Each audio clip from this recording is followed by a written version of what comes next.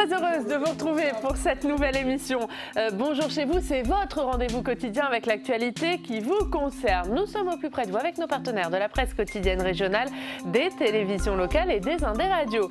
Nous sommes ensemble pendant 1h30 et au menu du jour, une semaine après le début de l'examen de la réforme des retraites à l'Assemblée nationale, les députés en sont toujours à l'article 1er du texte.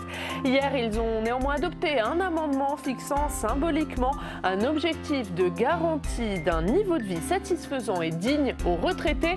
On va parler de ce texte et de son examen avec le sénateur La République En Marche du Val d'Oise, Alain Richard. Il est avec nous. Dans une demi-heure, l'invité politique, c'est Éric Coquerel, le député La France Insoumise de Seine-Saint-Denis, interview en partenariat avec la presse quotidienne régionale, représenté ce matin par Fabrice Vesser-Redon du groupe EBRA. Et puis nous poursuivons notre tour de France des municipales. Cette semaine, nous irons du côté de la Normandie. Nous serons notamment au Havre, où Édouard Philippe est candidat. Et puis on ira à Rouen, où les conséquences de l'incendie de l'usine Lubrizol s'invitent dans la campagne.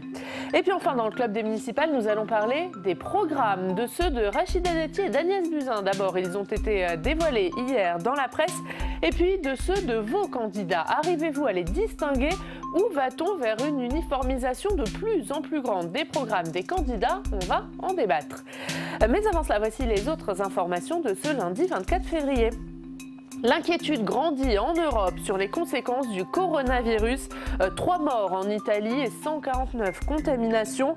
En France, pas de nouveaux cas déclarés, pas d'épidémie, mais la France s'y prépare. C'est ce qu'a déclaré Olivier Véran, le ministre de la Santé. Après Emmanuel Macron, samedi, c'est au tour d'Édouard Philippe de parcourir aujourd'hui les allées du Salon de l'Agriculture. Il échangera avec les représentants des organisations agricoles ainsi qu'avec les pêcheurs inquiets des conséquences du Brexit sur leur profession. Et puis c'est l'heure du procès pour François et Pénélope Fillon. Elle est soupçonnée d'emploi fictif comme assistante parlementaire. François Fillon, son épouse, et Marc Joulot, son ancien suppléant, doivent comparaître jusqu'au 11 mars. Ils encourent 10 ans d'emprisonnement, de lourdes amendes et des peines d'inéligibilité. Et on débute donc avec le sénateur du jour élu du Val d'Oise, siège dans le groupe La République En Marche. Bonjour Alain Richard. Bonjour. Merci beaucoup d'être avec nous ce matin. On va commencer d'un mot par ce coronavirus qui inquiète notamment en Europe. L'Italie touchée, près de 150 contaminations, 3 morts ce week-end. Pas d'épidémie en France, pas de nouveaux cas, c'est ce qu'a dit hier Olivier Véran. Est-ce que néanmoins, au vu de ce qui se passe en Italie, il faut renforcer, selon vous, les contrôles à la frontière italienne? C'est pas très pratique. C'est-à-dire que le sujet, c'est effectivement une transmission d'un germe par contact personnel. Et donc, d'arrêter un train, puisque à la frontière, pratiquement, il y a des trains et des voitures, et de sonder les 1000 personnes qui sont dans le train est une opération lourde qui est pénalisante pour la vie et qui va produire probablement un cas de contact. Et qui pour vous n'est pas nécessaire. Éric Ciotti notamment, le député des Alpes-Maritimes, le demande. Pour vous, c'est pas nécessaire. J'observe quand même depuis 2 mois que cette crise est en cours, que le système français qui remonte, qui a été maturé, si vous voulez, qui a été mis au point de façon prolongée au cours des 30 ou 40 dernières années, notamment à partir de ce qui a été amélioré après l'épisode du SRAS en Chine en 2003, fait que nous avons quand même un dispositif de prévention et de détection qui est très au point. Donc il nous semble, on va voir ce qui se produit chez nos autres collègues européens, enfin pour l'instant, ça fait quand même maintenant 2 mois que c'est déclaré, l'Europe et ce qui veut dire, d'ailleurs, je préfère le dire, qu'on peut avoir toutes les critiques du monde à l'encontre des autorités chinoises, mais pour un pays de niveau de vie intermédiaire, on a l'illusion quand on se promène à Shanghai qu'on est un pays développé où les niveaux de revenus, des capacités publiques sont les mêmes qu'en Europe. Ce n'est pas le cas. C'est un pays avec aussi des zones encore de développement incomplet. Ils ont, me semble-t-il, par rapport à la densité de population qu'ils ont dans leur ville, su limiter la propagation de l'épidémie. Du virus. L'autre sujet d'actualité, c'est la réforme des retraites, examinée en ce moment même à l'Assemblée nationale, oui. Examinée depuis lundi. 6000 amendements examinés, les députés qui en sont encore à l'article 1er. Est-ce que l'exécutif va dégainer l'arme du 49.3 ? Le choix, il est entre ça et bouleverser le calendrier parlementaire, c'est-à-dire décaler tous les autres textes pour finir le... Mais... Quel est le bon choix pour vous ? Le bon choix, c'est d'en finir avec un dévoiement du droit d'amendement. Nous devons être le seul Parlement de pays développés dans lequel on peut se livrer à cette dérision, qui est de faire des amendements qui sont de pure fiction, où on modifie, sans même s'interroger sur le sens que ça a, de deux virgules d'un texte, de manière à pouvoir multiplier les amendements, les tours de parole pour dire exactement la même chose et ne rien apporter à la discussion du texte. Donc nous avons, ça fait moins un moment que je le remarque et que je le déplore, une faille dans notre système parlementaire qui, dans l'ensemble, pour moi, est honorable, mais c'est que lorsque des gens qui dévoient leur fonction leur fonction de législateur décident d'emboliser le système avec des amendements qui n'ont aucun sens. Et ils l'assument. Ils disent, c'est un combat, donc on peut faire n'importe quoi. En tout cas, ils assument de faire de l'obstruction. Que nous n'ayons pas la capacité de dire, non, raisonnablement, le temps de parole, le temps d'expression va être réparti entre les différentes familles politiques, mais personne n'a le droit de prendre en otage la discussion de tous les autres, nous avons une faiblesse sur ce point. Et donc, si du coup... l'utilisation de la ressource constitutionnelle qui existe, qui est de dire, bon, écoutez, est-ce qu'il y a à la fin une majorité pour voter ce texte et on le constate par l'absence de motion de censure, ça n'est pas du tout inconcevable. J'ajoute d'ailleurs... Donc vous n'êtes pas opposé à ce que l'exécutif utilise le 49.3 ? Pas du tout. Je vous rappelle d'ailleurs que quand on utilise le 49.3, en général, on l'utilise de façon jumelée avec un autre article de la Constitution qui permet de sélectionner des amendements. Et donc, c'est l'article 44, troisième alinéa, qui permet au gouvernement, lorsqu'il met l'Assemblée devant la responsabilité, je prends le projet de loi tel qu'il a été discuté et j'y ajoute tel et tel amendement, qui est en général voulu par la majorité ou qui est consensuel, qui n'a pas encore été discuté, mais qui va entrer dans le projet soumis à l'article 49.3. Donc, on peut de cette façon conclure de façon convenable la discussion en ayant pris en compte les souhaits d'une majorité effective de parlementaires et en arrêtant l'obstruction. Est-ce que néanmoins il n'y a pas eu un problème de méthode de la part du gouvernement sur ce texte ? Est-ce que pour vous c'est opportun d'avoir en parallèle une conférence de financement et un examen au Parlement ? Non, d'une part, moi la critique que j'assume, puisque je n'avais pas non plus fait cette objection au gouvernement en temps utile, mais à la réflexion, on aurait dû demander à Jean-Paul Delevoye de conclure ces discussions préliminaires après les vacances d'été 2019. On aurait dû lui dire, écoute Jean-Paul, il faut que tu amènes une copie le 1er octobre. De manière que on ait les points tangents, notamment le point de l'équilibre financier, au moment de l'entrée dans le nouveau régime, suffisamment mûr, suffisamment complet, pour que la discussion parlementaire puisse commencer il y a 3 mois. Donc il y avait eu un problème de méthode. Oui. Moi, je confesse et je pense que certains de mes amis au gouvernement, avec un peu de recul, l'admettraient. Et c'est un problème que le Parlement examine un texte dont il ne connaît pas le financement ? Alors, avec de surcroît, vous en avez sans doute déjà parlé à l'antenne, ce côté anecdotique un peu irritant de l'histoire de la verrière de l'Assemblée.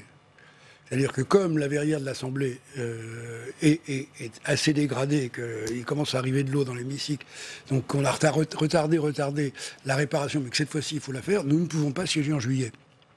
Donc on a perdu, la session s'arrête le 30 juin. On a perdu 4 semaines, peut-être 5, parce qu'on aurait pu exceptionnellement commencer... Mais sur cette histoire de financement, ça vous pose un problème que des parlementaires examinent un texte dont ils ne connaissent pas le financement ? Alors, le financement... Vous vous rendez bien compte que si on reprogramme complètement l'ensemble du système de retraite, en fusionnant les 42 régimes, avec des contributions qui sont pour l'essentiel les cotisations d'employeurs et de salariés, ou les cotisations volontaires, les cotisations complètes des non-salariés, il y a une gamme de problèmes d'équilibre, notamment la variation démographique d'ici à 2050. Donc les principes financiers doivent être solides, et c'est vrai qu'il y a encore une part de discussion à mener. L'un des sujets pour lesquels il faut faire cette réforme, c'est que si plusieurs des régimes, ce qui est le cas, existants, fractionnés, si vous voulez, vont vers des déséquilibres, ils vont être subventionnés par l'État, avec les impôts des autres, avec des sujets d'équité sérieux. En réalité, c'est déjà commencé. Il y a déjà aujourd'hui une contribution de l'État très substantielle à des régimes de retraite, simplement parce qu'ils sont en déséquilibre. Donc le fait d'arriver à tout remettre dans un pot commun, équilibré, dans lequel, s'il y a une contribution d'État, on sait pourquoi, on sait quelle en est la légitimité, et le reste est financé par les cotisations, c'est un travail qui, à mon avis, se poursuivra même après l'adoption de la loi. Allez, on va passer à l'autre actualité de ce week-end, Alain Richard, c'est l'arrêt du premier réacteur de la centrale nucléaire de Fessenheim. Avant de vous entendre, on va aller en Alsace. On est en direct avec le sénateur centriste du Haut-Rhin, Jean-Marie Bockel. Bonjour, merci beaucoup d'être avec nous ce matin, Jean-Marie Bockel. Jean-Marie Bockel, c'est une page qui se tourne dans l'histoire du nucléaire français, mais aussi en Alsace. Comment a été vécu l'arrêt du premier réacteur de cette centrale dans votre région ce week-end ? Forcément, avec des sentiments contrastés, ceux qui se sont toujours battus contre le nucléaire ou se sont laissés convaincre au fil des années qu'il fallait que la plus vieille centrale, de manière presque symbolique, ferme, sont évidemment satisfaits. Mais au-delà même des habitants de la commune de Fessenheim, des environnements qui bénéficient en termes d'emploi, en termes de retombées sur les finances communales, mais surtout en termes d'emploi de cette centrale, à commencer par les salariés, tout simplement ne comprennent pas. En fait, c'est ça la difficulté, si vous voulez. Sur le principe qu'une centrale ancienne, dans le cadre d'un rééquilibrage des ressources énergétiques de la France, soit amenée un jour à fermer, je dirais tout le monde peut le comprendre. Vous savez, nous sommes frontaliers non seulement de l'Allemagne, mais de la Suisse. En Suisse, quand on ferme une centrale, c'est arrivé, on le prévoit 15 ans à l'avance. Et pendant toute la période, avant la fermeture effective, on s'y prépare, que ce soit en matière de démantèlement, de reconversion, de préparation également des territoires concernés. En France, il y a eu... D'abord, il y a ce débat polémique qui se poursuit depuis très longtemps avec cette dimension symbolique. Puis un jour, c'était sous Hollande, on annonce la fermeture. On dit plein de choses, on parle de démantèlement de filières et en fait, on ne fait rien. Moi, je peux vous le dire, on a eu des commissaires gouvernementaux successifs, on a eu des concertations, mais il ne se passe rien. Et tout à coup, les choses s'accélèrent. À un moment donné, on s'est dit, le nouveau gouvernement, sous l'impulsion du président Macron, va être plus pragmatique, on va avoir un calendrier clair, parce qu'il faut quand même savoir qu'entre-temps, EDF, qui est surveillé de très près sur les centrales nucléaires, avec des autorités indépendantes, qui régulièrement font des révisions approfondies des réacteurs, et donnent ensuite consigne pour que les réacteurs puissent continuer à tourner, par exemple c'est de 5 ans en 5 ans, de travaux, tout simplement de mise à niveau, etc., d'entretien, qui peuvent aller jusqu'à des centaines de millions d'euros. Donc c'est du lourd. Et ça s'est fait. Donc si vous voulez, d'un côté une centrale qui est prête à continuer, encore, comme beaucoup d'autres, donc pas péril dans la demeure, et de l'autre côté, un délai glissant, une préparation qui ne se fait pas de l'après-nucléaire, et tout à coup, pour des raisons politiques, une accélération, puisqu'il faut ce totem, en quelque sorte, de nucléaire. Donc, moi, si vous voulez, je suis sur le principe même qu'un jour la centrale ferme, je peux l'entendre. Mais sur la manière dont les choses se sont faites, ou plutôt pas faites, en termes de préparation, là, si vous voulez, je ressens, et nous sommes nombreux à ressentir, y compris des gens qui ne sont pas forcément complètement fermés à l'idée, nous ressentons une grande frustration et le sentiment d'un vrai gâchis. Quelque part, on se dit c'est vraiment dommage qu'on en soit arrivé là, alors qu'il faut être objectif.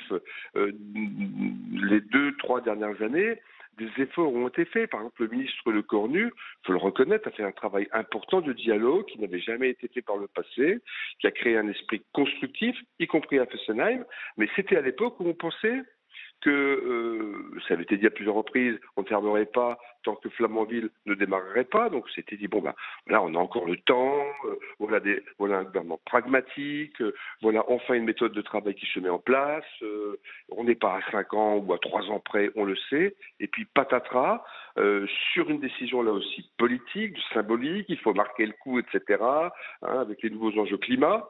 Bon, il y aurait beaucoup à dire là-dessus, hein, sur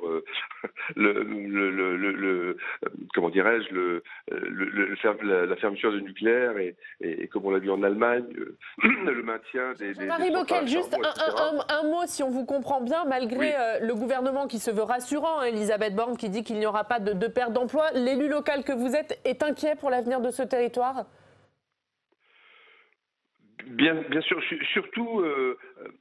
Je ne sais, évidemment, en Alsace, on a une capacité à rebondir, mais le discours de la ministre consistant à dire qu'il n'y aura pas de perte d'emploi, bon, d'abord, c'est à vérifier, et deux, il y a ce qu'on appelle, si vous voulez, la perte d'une chance. La chance, c'est toute la capacité qu'aurait pu apporter un démantèlement en bon ordre, une reconversion en bon ordre, avec le temps qu'il faut pour que ça marche, et non pas des propos rassurants, un peu en catastrophe, qu'il y ait des efforts. Évidemment, les gens d'EDF auront des propositions de reclassement dans le groupe, tout ça, on le voit bien, mais que va-t-il en être des sous-traitants? Que va-t-il en être du territoire? Vous savez, dans la période Lecornu, qui était encore une fois constructive, des tas de projets de territoire ont émergé, hein, avec les départements, avec les élus locaux, la région, etc., qui étaient des projets un petit peu, non pas de contrepartie, mais d'activités nouvelles,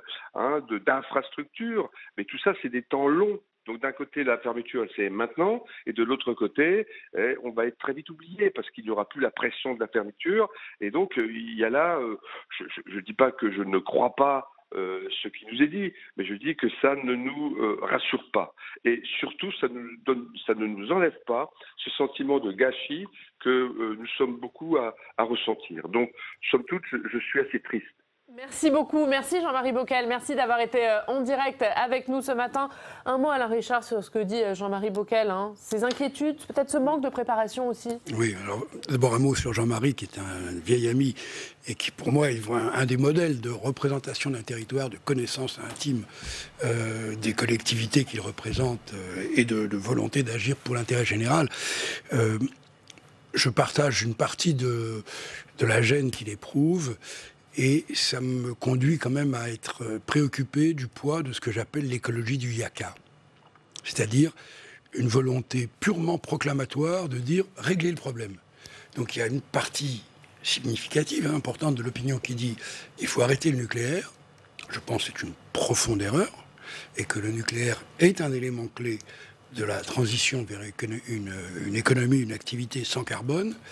Et par ailleurs, il y a le phénomène que les centrales ont une durée de vie, ont des périodes de renouvellement ou de transformation ou de suppression, et que l'idée est tombée à un moment donné, puisqu'on irait vers une réduction du nombre de centrales, de choisir Fessenheim. C'est connu depuis maintenant plus de 10 ans. Et je rejoins Jean-Marie sur le fait que, en effet, le déroulement a été influencé par cette volonté de dire il y a une centrale qui doit fermer, c'est celle-là, elle fermera de toute manière. Et je partage l'idée qu'il aurait été préférable que Fessenheim ferme au moment où la nouvelle centrale EPR entre en fonction. Il y a eu une accélération qui est, à mon avis, comme j'ai vu un ou deux autres cas plus près de chez moi, une concession inutile à l'écologie du yaka. On va passer à un autre sujet. Alain Richard, vous avez été ministre de la Défense dans le gouvernement de Lionel Jospin entre 1997 et 2002. On va s'intéresser à la politique de défense d'Emmanuel Macron et on va en parler avec Alexandre Poussard.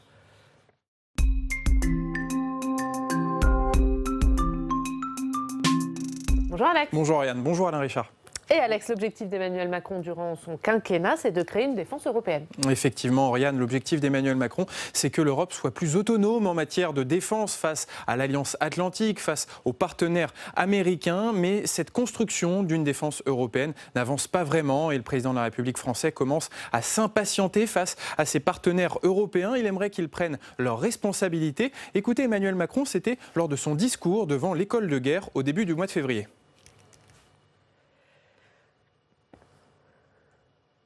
les vraies questions pour les Européens sont au fond plutôt les questions qu'ils doivent s'adresser à eux-mêmes plutôt qu'aux Américains. Pourquoi ont-ils diminué à ce point leur effort de défense depuis les années 90 ? Pourquoi ne sont-ils plus prêts à inscrire la défense parmi leurs priorités budgétaires et à faire pour cela les sacrifices nécessaires, alors même que les risques s'accumulent? Pourquoi avons-nous aujourd'hui des débats si compliqués sur les montants à allouer au Fonds européen de défense que nous venons de créer? Est-ce que ce serait parce que la défense est une question accessoire ou dont d'autres se chargeraient pour nous? Et pour faire avancer cette Europe de la défense, Emmanuel Macron est même prêt à ouvrir la stratégie française de dissuasion nucléaire à ses partenaires européens. Écoutez-le. Notre indépendance de décision est pleinement compatible avec une solidarité inébranlable à l'égard de nos partenaires européens. Notre engagement pour leur sécurité et leur défense est l'expression naturelle de notre solidarité toujours plus étroite. Soyons clairs, les intérêts vitaux de la France ont désormais une dimension européenne. Et ces propos d'Emmanuel Macron ont été accueillis plutôt froidement par l'Allemagne, le principal partenaire de la France, avec la ministre de la Défense de l'Allemagne qui a déclaré publiquement que l'Europe était sous la protection du parapluie nucléaire américain. On est donc encore loin d'une stratégie nucléaire européenne. Merci beaucoup Alex. Alain Richard, la France est désormais le seul État de l'Union européenne à détenir l'arme nucléaire. Depuis le Brexit, les intérêts vitaux de la France ont désormais une dimension européenne. C'est ce qu'a dit Emmanuel Macron. Alex le rappelait. Est-ce que vous pensez que les autres États ils sont prêts au dialogue sur ce sujet avec Emmanuel Macron? Non. C'est une réalité très ancienne. Il faut dire, c'est un fait que peut-être les présentateurs publics ne montrent pas assez, qu'il y a une forme de coopération nucléaire au sein de l'Alliance Atlantique, au sein de l'OTAN. C'est-à-dire que plusieurs États européens, membres de l'OTAN et au titre de l'OTAN, sont dépositaires d'armes nucléaires stockées en Europe et qui peuvent être utilisées à partir de l'Europe en tant qu'alliés de l'OTAN. Et en réalité, ce que Emmanuel Macron suggère, c'est qu'on essaye de faire la même chose entre Européens à partir de la dissuasion française. Ce n'est pas inconcevable du tout, je pense que c'est une idée que je soutiens tout simplement, mais pour les partenaires européens qui ont la dissuasion nucléaire comme une perspective, comme une possibilité extrêmement lointaine, parce que ça correspond à des hypothèses de conflits, d'affrontements qui ne sont pas dans notre horizon actuel. C'est une idée encore assez abstraite. Et au fond, par routine et par référence au passé, trop souvent, quand on réfléchit stratégie, quand on réfléchit possibilité de sécurité militaire, on pense d'abord au conflit antérieur. Et donc quand on se demande quand et comment on pourrait utiliser la dissuasion nucléaire dans un conflit évidemment de grande intensité, il y a peu d'Européens qui se placent dans ce champ de réflexion. Ça n'est pas un sujet de débat chez eux.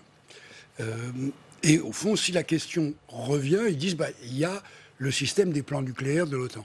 Donc le fait de les amener à se dire dans les conflits qui peuvent arriver dans 30 ou dans 50 ans, il faut que vous réfléchissiez si, notamment la décision ultime américaine, serait dans le sens de notre protection. Ils ont du mal, malgré les difficultés qu'on a eues avec les États-Unis au cours des 4 dernières années, ils ont du mal à se projeter dans cette éventualité. Et donc c'est pour ça que Emmanuel Macron insiste un peu, quoi. Allez, on va quitter votre casquette d'ancien ministre de la Défense pour passer à votre casquette actuelle. Alain Richard, c'est celle de coprésident de la commission d'investiture de La République En Marche pour les municipales. On va voir ce sondage paru hier dans le journal du dimanche, sondage IFOP. Agnès Buzyn qui est désormais à 19%, 4 points de plus que Benjamin Griveaux lors du dernier sondage. Elle creuse l'écart avec Cédric Villani. Est-ce que vous vous dites, on a fait une erreur de casting en choisissant Benjamin Griveaux ? Non, je ne crois pas. On a simplement ignoré un point de faiblesse du candidat.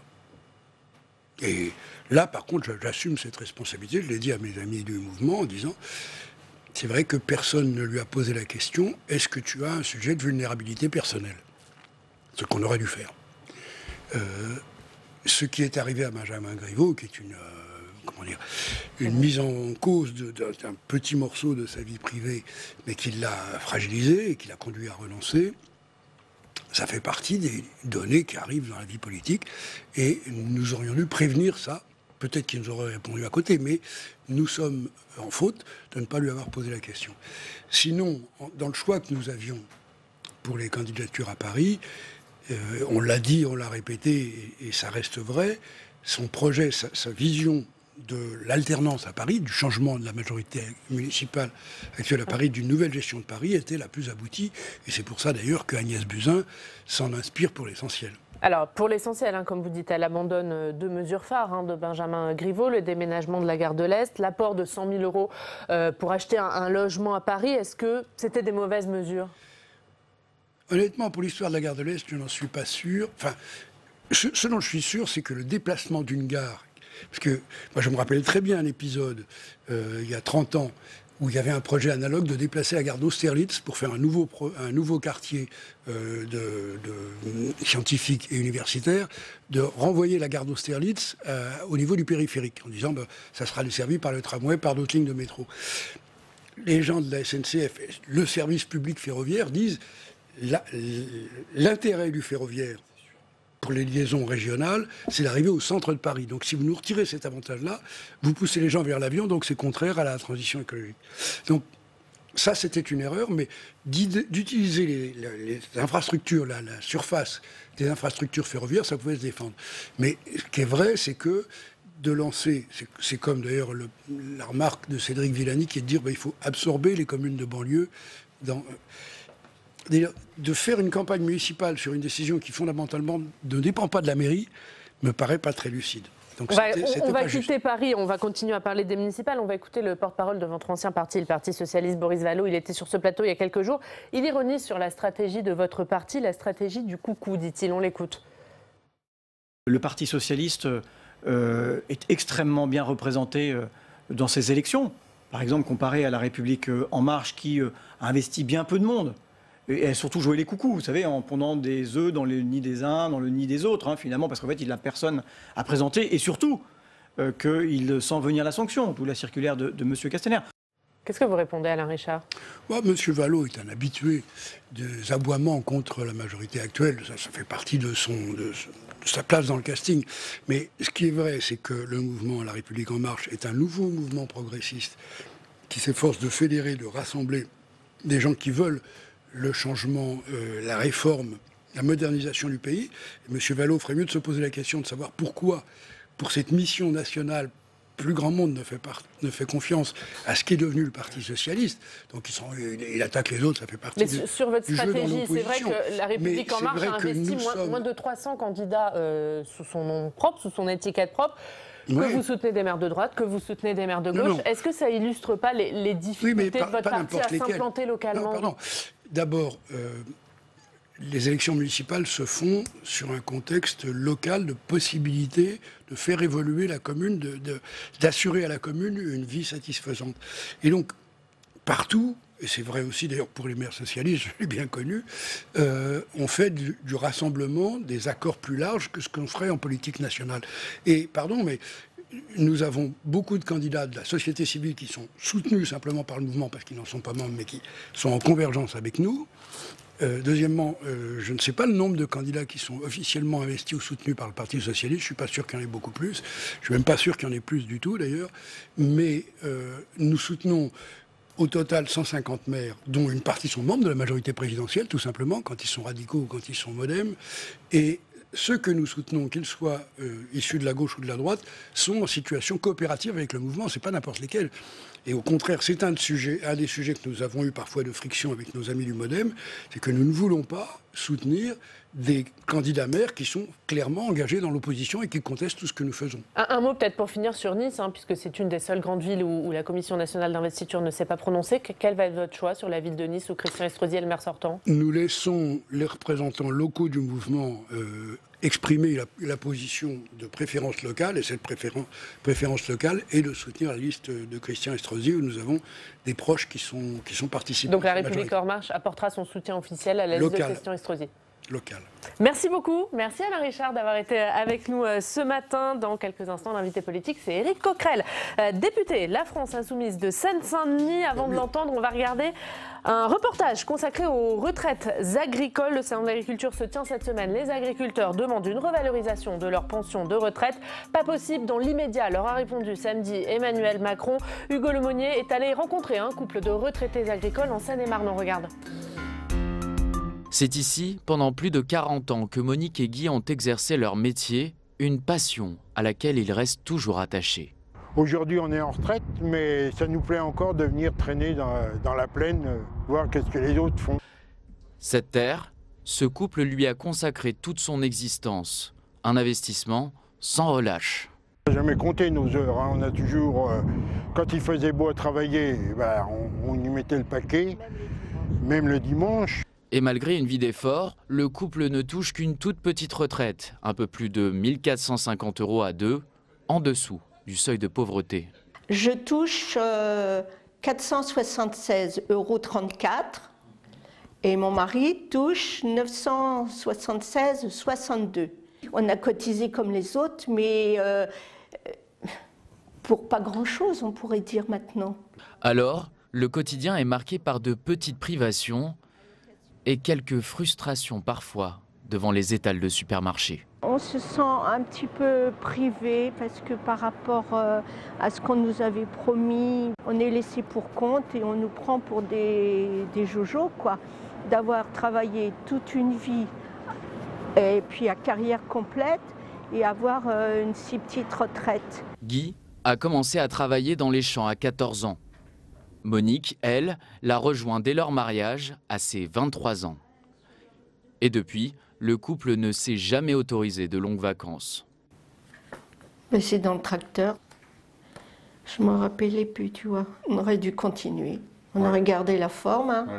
À 5 h, on se levait. 7 h 30, l'élevage, c'était terminé. On revenait manger un petit peu et après, on était libre d'aller dans les champs. C'était comme ça tous les jours. Avec des animaux, c'est tous les jours. Pour faire des économies et garder la forme, Guy et Monique entretiennent donc un petit jardinet, de quoi les nourrir toute l'année. Il n'y en a pas beaucoup. Hein. Mais si, ils vont redémarrer là, au mois de mai. Je dirais que ce rang-là, il est plus beau que celui-là. Hein. Eh ben, parce que ceux-là, ils ont été plantés après. Là. Ah, c'est ça. Je bêche encore mon jardin. Là. J'ai des asperges dans 15 jours. Dès qu'il va faire beau, je vais les buter. Puis on va manger des asperges pendant 2 mois, là, à partir du 15 avril jusqu'au 15 juin. Quoi, Avec la réforme des retraites, le couple espère malgré tout voir leur pension augmenter et enfin toucher une retraite à la hauteur du travail accompli.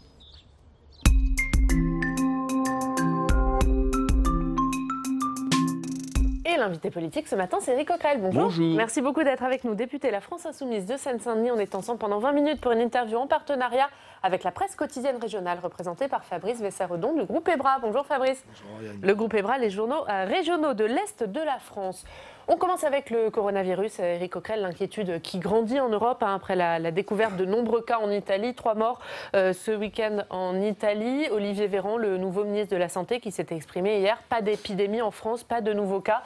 Mais la France se prépare. Est-ce que vous êtes rassuré, confiant sur la gestion que fait le gouvernement de ce sujet ? Écoutez, le gouvernement, enfin en tout cas les équipes médicales, ce qu'il reste heureusement quand même de l'hôpital public en France, qu'ils n'ont pas réussi à casser complètement, ce qui fait qu'on a quand même encore un État, on a quand même encore un service de santé publique, on a quand même des spécialistes, on a des équipements en chambre de confinement.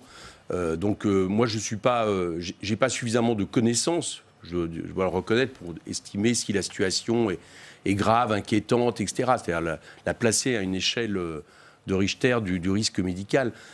J'ai l'impression quand même qu'on essaye de faire en conservant des libertés, on essaye quand même de faire au mieux. Voilà, c'est un peu mon jugement sur ce qui est en train de se passer. Mais je suis inquiet comme tout concitoyen. Je lis les journaux comme vous. Vous évoquez cette question de liberté. Est-ce qu'il faut commencer avec notamment l'arrivée de ce virus mortel en Italie? Est-ce qu'il faut commencer à imaginer de limiter cette liberté de circulation, limiter les vols notamment, même en interne? Écoutez, si à un moment donné c'est nécessaire, il faudra peut-être y venir.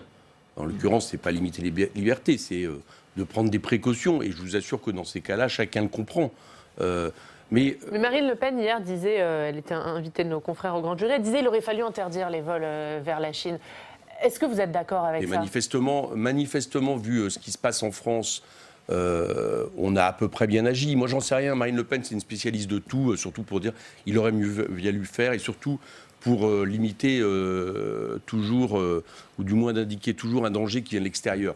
Moi, ce que je sais en Italie, comme vous, je l'ai lu, je vais pas jouer au spécialiste, tant mieux si Marine Le Pen l'est, mais ce que je sais de l'Italie, c'est que ce qui est inquiétant, c'est qu'il y a peut-être des cas qui n'ont aucun rapport épistémologique avec ce qui se passe en Chine, c'est-à-dire avec d'où vient la souche. Alors, moi, j'ai plutôt deux réflexions globales par rapport à ça. C'est que, d'abord, il faudra voir si toute cette question ne vient pas de manipulation génétique dans l'agroalimentaire, de transfert de maladies entre des animaux et des hommes. On l'a déjà vécu.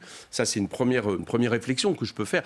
Et la deuxième, elle est aussi d'un point de vue économique. Parce que là, par contre, on va s'apercevoir assez vite des conséquences du coronavirus sur l'économie mondiale et aussi les conséquences d'une économie très globalisée, où la question, toutes les marchandises circulent, souvent au détriment de l'environnement, mais aussi au détriment, à un moment donné, de ce qui peut justement fragiliser l'économie. Je lisais ça veut dire quoi ? Vous en tirez quoi comme enseignement ? Comme enseignement, c'est que d'abord, l'économie mondiale est très fragile, parce qu'il suffit qu'à un moment donné, il y ait un ralentissement économique chez un des principaux acteurs de l'économie pour que ça joue. Mais autre chose, on me dit, je lisais dans les Échos récemment, excusez-moi de faire de la publicité pour un autre journal, mais je lisais que, par exemple, une grande partie des éléments, des médicaments, je ne le savais pas, étaient produits en Chine.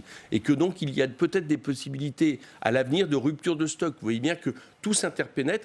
Et moi, je pense plutôt que, à la fois pour des questions d'environnement, il faut revenir à des souverainetés alimentaires, il faut revenir à des souverainetés industrielles. Donc, une forme de relocalisation de nos industries, c'est ça. De toute façon, ça sera nécessaire pour le bilan carbone. On ne peut pas continuer comme ça un grand déménagement du monde qui coûte une fortune financière, qui a des conséquences sociales, mais qui a aussi des conséquences écologiques qu'on ne peut plus se permettre. Et peut-être que la question du coronavirus va aussi nous interroger sur cette question.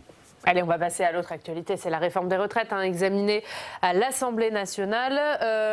Réforme examinée depuis lundi, vous en êtes encore, vous les députés, à l'article 1er du texte. 6 000 amendements ont été examinés. Est-ce qu'au final, vous ne poussez pas le gouvernement à utiliser le 49.3 ? Non, écoutez, il ne faut pas rejeter la faute sur les autres. Voilà. Si le gouvernement imagine utiliser le 49.3, c'est sa seule responsabilité, et nous ne le voulons pas. Nous le disons très clairement. Nous n'avons aucun intérêt à ça, pour une bonne raison.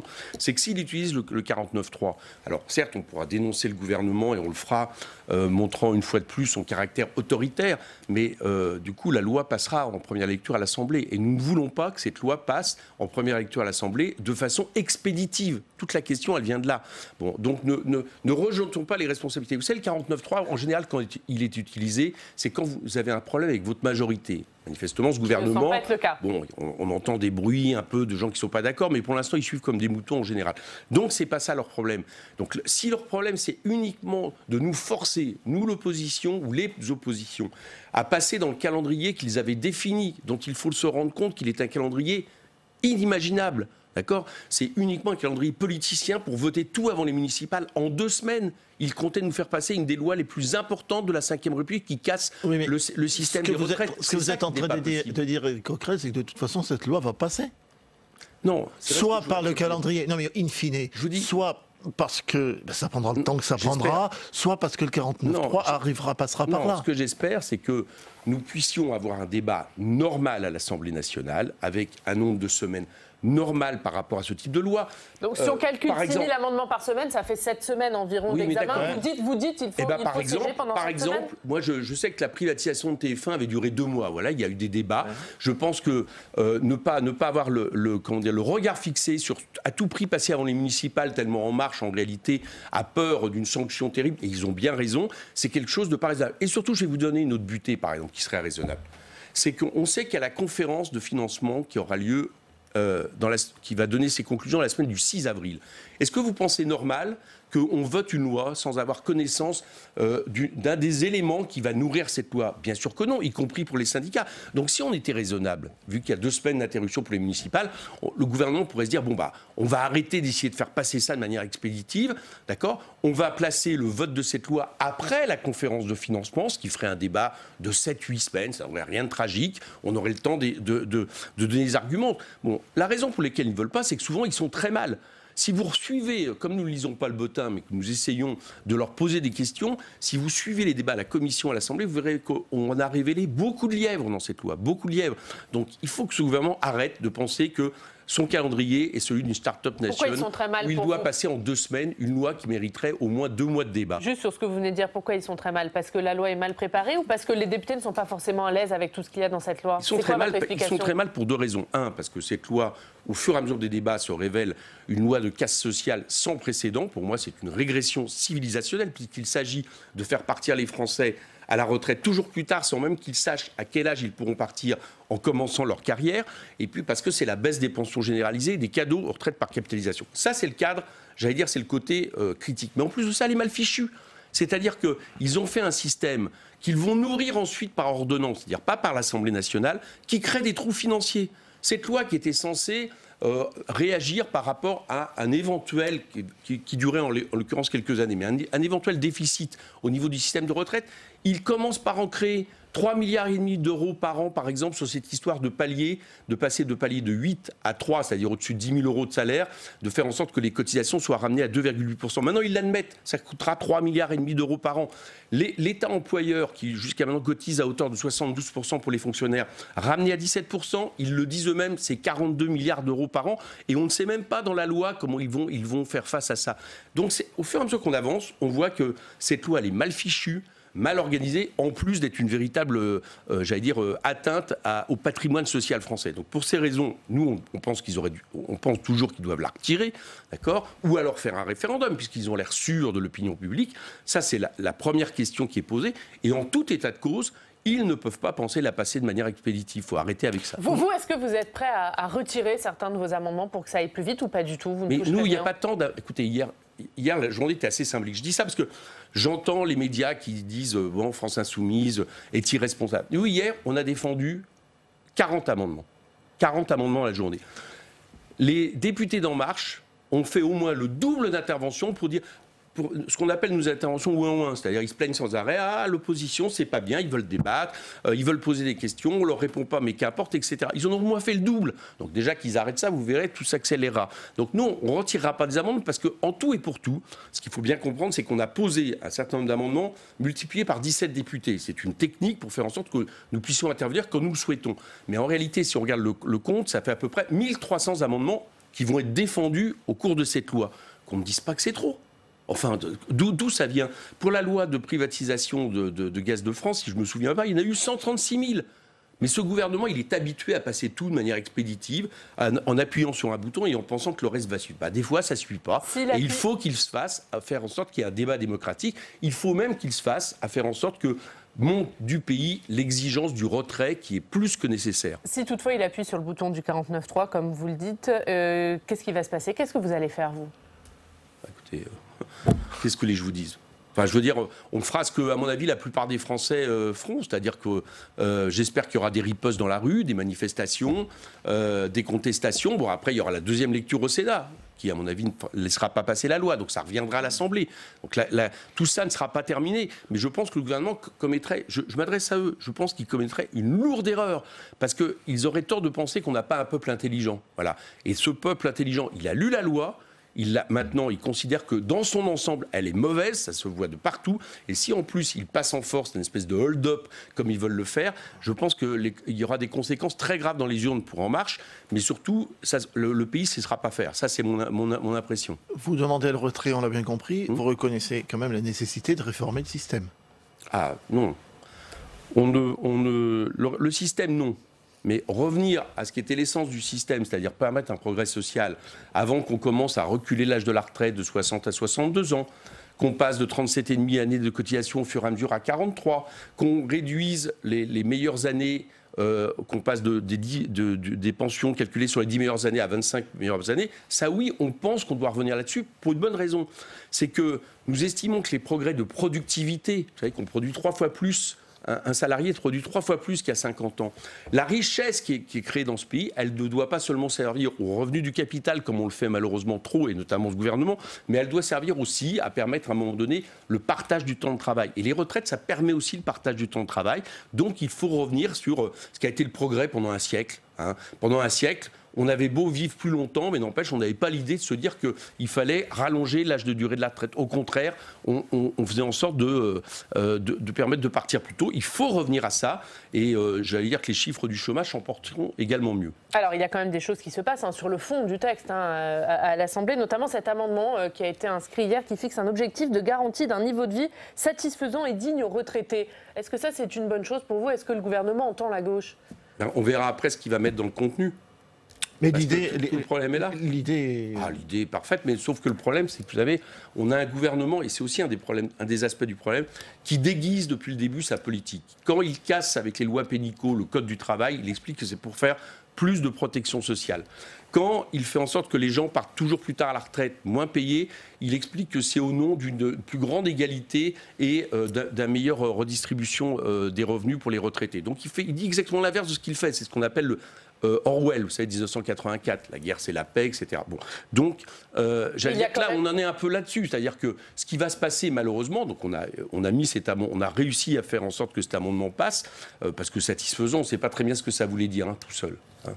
Manifestement, ce gouvernement estime satisfaisant de supprimer l'APL pour les plus pauvres, de supprimer des chômeurs en faisant en sorte de les radier de la CEDI, comme ça il peut dire que l'emploi va mieux, et par contre de faire des cadeaux mirifiques aux plus riches. Donc ça c'est satisfaisant pour lui. Pour nous, c'est un scandale et c'est indécent. Donc on n'a pas les mêmes notions de satisfaisant. C'est quand même la preuve que le gouvernement vous entend l'opposition et rajoute des choses dans le texte. Bien sûr, donc on verra dans le contenu maintenant si ça correspond à ce qu'ils viennent de rajouter. Et permettez-moi pour l'instant d'en douter, vu ce qui vient dans la loi, en termes de fond, dans les articles suivants. Un mot juste sur la conférence de financement. Vous le disiez, elle se tient en parallèle de votre examen à l'Assemblée nationale. Est-ce que la CGT a eu raison de claquer la porte de cette conférence de financement? Oui, ils ont eu raison. Moi, je n'ai pas jugé ce que font les syndicats ou pas, mais cette conférence de financement, le problème, c'est que le gouvernement avait mis des cadres. Ce sont les mêmes, d'ailleurs, c'est les mêmes cadres, les mêmes butées qu'ils comptent mettre ensuite pour, j'allais redire, le calcul de la possibilité de partir à l'âge à la retraite avec le système à points. C'est-à-dire qu'on ne pourra pas jouer sur l'augmentation des cotisations, ce qu'ils appellent, eux, le coût du travail, et on ne pourra pas non plus créer des déficits sur quelques années, quitte à presque ces déficits, quand la période économique va mieux, soient compensés. Donc il met deux butées. Donc à partir de là, la seule solution, c'est exactement ce qu'ils sont en train d'amener, c'est-à-dire de reculer l'âge de départ à la retraite. Donc c'est un jeu biaisé, cette histoire. Bon, donc les choses ne sont pas ouvertes, et la CGT qui ne porte pas, et ils ont bien raison, l'idée que on ne doit ni toucher au coût du capital, ni supporter qu'à un moment donné un régime temporairement soit en déficit, eh bien, est sorti. Mais encore une fois, cette conférence de financement, le gouvernement nous dit qu'il va soit en tirer des conclusions, soit il va revenir par exemple à l'âge pivot, qui était un peu à l'heure, parce que l'âge d'équilibre c'est à peu près l'âge pivot. Mais il reprendra la main si on n'est pas d'accord. Il va faire des annonces. Et encore une fois, moi je vous dis, on ne peut pas voter cette loi avant que les annonces aient été faites. Ça, c'est une proposition que je fais ce matin à ce gouvernement. On ne peut pas voter cette loi avant que les annonces soient faites. Eric Coquerel, le fait qu'il y ait eu une brèche dans l'intersyndical, dans le front syndical, notamment entre l'UNSA et Force ouvrière, etc., pour vous, c'est un problème? C'est jamais bon que les syndicats se divisent, bien sûr. Alors, relativisons, c'est-à-dire que en réalité la division s'est pas faite entre dans un ensemble de syndicats en grève mobilisés. La CFDT l'était par les cheminots, ils continuent à l'être d'ailleurs, enfin en tout cas ils sont dans le mouvement même si ça a changé de nature, mais c'est vrai que c'est pas M. Berger qui mettait des troupes dans la rue, qui mettait en grève des salariés. Donc il y a un peu un jeu de dupes là-dedans. Parce que je sais, vous avez raison de dire qu'il vaudrait mieux un front syndical uni. D'ailleurs, j'entends M. Berger qui commence quand même à dire que la coupe est peut-être un peu pleine dans ce qu'on est en train de lui représenter. J'ai entendu refaire des critiques il n'y a pas longtemps, donc on verra bien ce qui se passe par rapport à ça. Mais aujourd'hui, ce qu'il faut dire, c'est que l'intersyndicale, elle est majoritaire. Elle représente des syndicats majoritaires dans le privé et dans le public. CGC, CGT, FO, Solidaire, FSU, c'est majoritaire. Donc ça aussi, le gouvernement, le moins qu'on puisse dire, passe en force face à une majorité. Allez, un mot sur un autre sujet. C'est Jean-Michel Blanquer qui a fait hier le bilan de 2 mesures phares de la stratégie de lutte contre la pauvreté. Les petits déjeuners gratuits à l'école et la cantine à 1 €. Il va étendre ces dispositifs. Est-ce que vous vous félicitez de ces mesures ? Écoutez, je pourrais m'en féliciter si tout ça s'adossait à une politique qui ne crée pas la pauvreté. Voilà. Or, l'an dernier, il y a eu 400 000 personnes en France de plus en dessous du seuil de pauvreté, pendant qu'on distribuait 400 millions d'euros de plus aux 60 000 personnes les plus riches. Voilà la politique de ce gouvernement. Donc ça, si vous voulez, après, on peut me dire ce qu'on veut, mais quand on baisse les APL, quand on fait une réforme du chômage qui fait en sorte que des gens, ce qu'on appelait les permittents, qui travaillaient quelques heures, sont sortis des chiffres du chômage et donc aussi des indemnités créant des travailleurs pauvres. Après, je veux dire, ce genre de mesures, je trouve qu'il y a un peu une indécence. Voilà. Refaisons une vraie politique de partage des richesses, de justice sociale, considérant qu'il faut arrêter de donner toujours aux mêmes, aux plus riches, au détriment des plus pauvres, et puis après on pourra examiner ce genre d'études. Surtout qu'en même temps, on donne moins, le gouvernement a fait en sorte que cette politique donne moins aux associations qui, elles, depuis des années, se battent justement sur le front de la pauvreté. Autre sujet qui revient sur le front de l'actualité, c'est la question communautariste. Emmanuel Macron va présenter une série de mesures. La semaine dernière, il s'est exprimé, depuis l'Alsace d'ailleurs, à propos de ce qu'il appelle les séparatistes, communautaristes. Vous pensez que les mesures qui sont présentées, notamment la suppression, en tout cas le remplacement des ELCO, l'enseignement des langues étrangères d'origine, dans les écoles, sont une bonne chose? Je permettrais de dire que c'est assez curieux d'avoir cette déclaration depuis l'Alsace, oui, d'accord, où, comme vous le savez, nous contestons le fait qu'il y ait une atteinte à la laïcité avec un concordat qui fait qu'il n'y a pas de séparation entre l'Église et l'État. Mais c'est l'histoire. Je vais mettre ça de côté. C'est l'histoire. Non, oui, enfin l'histoire, c'est à la Brando. Mais je vais revenir sur le début de ce que vous m'avez dit. Ça revient d'actualité. Mais comment ça se fait que ça revient d'actualité? Ça vient d'actualité comme ça tombe comme ça? Alors, c'est le chef de l'État qui met ça d'actualité. Oui. Moi, je vais vous dire, je suis député en Seine-Saint-Denis. Je suis député en Seine-Saint-Denis, j'y viens. Ouais. Franchement, je vais vous dire une chose. Depuis que je suis député, je ne vois pas comme ça une montée. Alors, en plus, on utilise un terme encore plus fort de séparatisme qui laisserait penser qu'en réalité, vous avez des quartiers entiers ou des communautés entendent faire en sorte, parce que c'est ça le communautarisme, entendent faire en sorte que leur loi soit supérieure à celle de l'État. Moi, je ne vois pas ça en Seine-Saint-Denis. Je ne vois pas. Non, c'est des phénomènes marginaux. Il y a quelques jours, la semaine dernière, l'un de vos collègues parlementaires, plutôt de droite, M. Lagarde, est accusé de copiner avec ces communautaristes. Les accusations musculaires, moi je vous dis ce que je vois. C'est injuste. Non, vous avez 2 sujets différents. Il y a toujours eu des communautés dans ce pays. D'accord? Toujours eu des communautés. Okay, et c'est pas seulement une religion qui développe des communautés, c'est-à-dire des gens qui, parce qu'ils ont la même religion, à un moment donné, se retrouvent plus souvent entre eux, etc. Ça a toujours existé. Que des gens aient des politiques clientélistes vis-à-vis des communautés, c'est une chose. Mais ce n'est pas le communautarisme. Le communautarisme, c'est quand vous avez un risque qui fait en sorte que des gens font en sorte que leurs règles, leurs lois religieuses ou autres soient supérieures à celles de l'État. Et je vous le dis très clairement. En France, ce danger-là, d'accord, enfin, c'est pas qu'il n'existe pas, il peut être marginal, mais il n'y a pas d'augmentation. Le vrai problème en Seine-Saint-Denis et ailleurs, d'accord, c'est pas le problème de reconquête républicaine, c'est que l'État et la République ont été trop longtemps absents dans ce qu'elles doivent à tous les citoyens de notre pays, c'est-à-dire l'égalité républicaine, le fait d'avoir les mêmes droits, le fait d'avoir les mêmes accès au travail, le fait de ne pas avoir de discrimination. Voilà le problème qui est posé. Et je vais vous dire, il y a une chose qui m'insupporte dans ce qu'est en train de faire Emmanuel Macron. Il y a une question sociale qui lui est posée.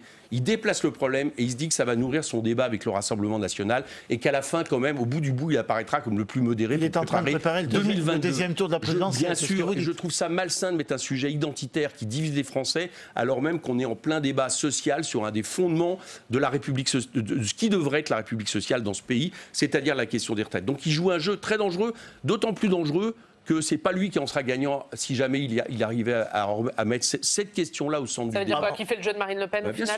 Bien sûr, il fait le jeu du Rassemblement national et de toutes les idées de division des Français, identitaires et autres, par rapport, encore une chose, à quelque chose qui est largement du niveau du fantasme. Largement du niveau du fantasme. Il y a les municipales avant.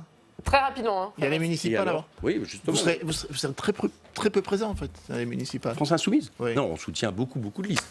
On l'a assumé, on est un mouvement jeune. La question était d'ailleurs pas forcément de partir sur nos couleurs, c'était plutôt de faire en sorte qu'il y ait des listes d'implication citoyenne, d'auto-organisation, parfois soutenues par d'autres partis. Donc c'est ce qu'on a essayé de faire au mieux, avec des diversités locales.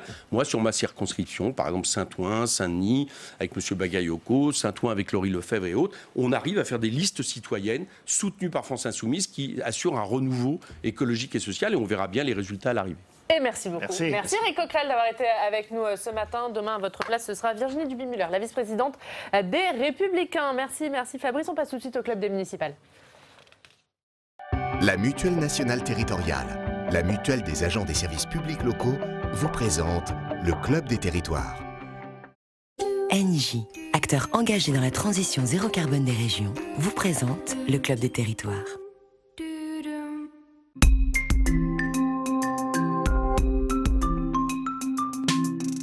La presse quotidienne régionale et les télévisions locales vous présentent le Club des territoires. Le Club des territoires en partenariat avec la presse quotidienne régionale, les télévisions locales et les Indés radios. Aujourd'hui, nous parlerons dans ce Club des municipales du programme des candidats, ceux de Rachida Dati et d'Agnès Buzyn. D'abord, dévoilés hier dans la presse avec 2 axes de campagne identiques, sécurité et propreté. Et puisque ça nous amènera au deuxième débat de ce club, va-t-on vers une uniformisation de plus en plus importante des programmes de vos candidats? Arrivez-vous à les distinguer? On va en débattre. Mais d'abord, c'est l'heure de notre reportage en région. Vous le savez, on poursuit notre tour de France de la campagne des municipales. Cette semaine, direction la Normandie. Regardez le programme de ce qui vous attend avec Samia Dechir.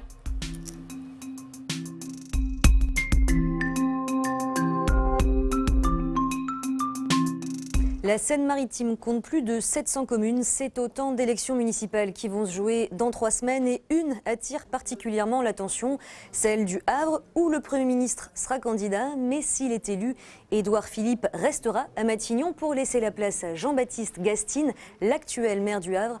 Alors réussira-t-il à conserver son fief normand malgré un contexte national difficile pour l'exécutif? On suivra cette étrange campagne à l'ombre du Premier ministre. À l'autre bout du département, la ville de Rouen, encore très marquée par l'incendie de l'usine Lubrizol. On verra comment cet accident industriel a replacé l'écologie au cœur de cette campagne des élections municipales. Là-bas, les écologistes sont en bonne voie dans la course et tous les programmes se verdissent. Et puis, à côté de Rouen, mais loin des projecteurs, la petite commune d'Amfreville, la Mivoie. On ira à la rencontre d'une habitante qui a monté sa liste citoyenne. Elle n'est rattachée à aucun parti politique, mais son engagement, lui, ne vient pas de nulle part. Il est né pendant la mobilisation des Gilets jaunes, très actifs dans la région. Et voilà pour le programme de notre Tour de France des municipales cette semaine. Les reportages à suivre tous les jours à 7h06 dans Bonjour chez vous. On va démarrer ce club. Bonjour messieurs, Arnaud Benedetti, Guillaume Doyen, Bruno Cotresse et rebonjour Alex Poussard. On va commencer par la campagne à Paris et ce match des programmes hier entre Rachida Dati et Agnès Buzyn. Elles ont chacune dévoilé leurs principales mesures dans la presse, 2 programmes mais avec 2 priorités identiques, sécurité et propreté. Les détails avec Sandra Cerquera. Dans un entretien au journal du dimanche ce week-end, Agnès Buzyn promet plus de sécurité et plus de propreté à Paris. Elle confirme comme son prédécesseur vouloir une police municipale équipée d'armes et le ramassage des déchets confiés au privé. Des thèmes qu'elle martèle sur le terrain à chaque déplacement pour tenter d'enclencher une dynamique positive. Je vais présenter mon projet aux Parisiennes et aux Parisiens et leur montrer que je suis capable de rassembler autour d'un projet qui s'intéresse à la vie des gens. Pour Cédric Villani, il est évident qu'Agnès Buzyn, la candidate En Marche, parle avant tout aux électeurs de droite. Moi, je vois un programme qui est axé sur sécurité et propreté, un programme qui, de toute évidence, parle à la droite. Rachida Dati aussi prône la tranquillité et la propreté pour la capitale, au même moment dans les colonnes du Parisien. Les candidates LR et En Marche se disputent les mêmes thèmes. Anne Hidalgo les renvoie dos à dos. Je constate qu'il y a dans leurs propositions quelque chose qui relève du conservatisme, voire du retour en arrière. Selon les derniers sondages, Anne Hidalgo arrive en tête avec 24% des intentions de vote au premier tour, suivie de Rachida Dati avec 22%, puis Agnès Buzyn arrive 3e avec 19%. Voilà 2 programmes présentés hier par Agnès Buzyn et Rachida Dati et 2 priorités identiques, sécurité et propreté. Qu'est-ce que ça dit, Bruno Cotresse ? elles essayent de jouer le match à peu près sur les deux piliers pour incarner la fonction de maire. Ce qui est tout à fait curieux, c'est de les voir effectivement être presque en concurrence programmatique sur ces deux piliers, donc la propreté et la sécurité. Agnès Buzyn n'a pratiquement pas parlé dans son interview du JDD de l'environnement. Elle ne fait que citer très rapidement en disant qu'il va falloir planter des arbres, etc. Donc il n'y a pas beaucoup... Établir une règle verte. Voilà. Donc c'est ça qui est tout à fait curieux, comme si Agnès Buzyn avait décidé de ne pas venir concurrencer Cédric Villani sur ces deux thèmes, l'environnement et la démocratie. Et quand j'ai vu la proximité entre ces deux programmes, entre l'affichage si similaire, je me disais, mais est-ce qu'au fond, le prochain maire de Paris, ça va être Rachida Buzyn, Agnès Dati Ça donnait une drôle d'impression.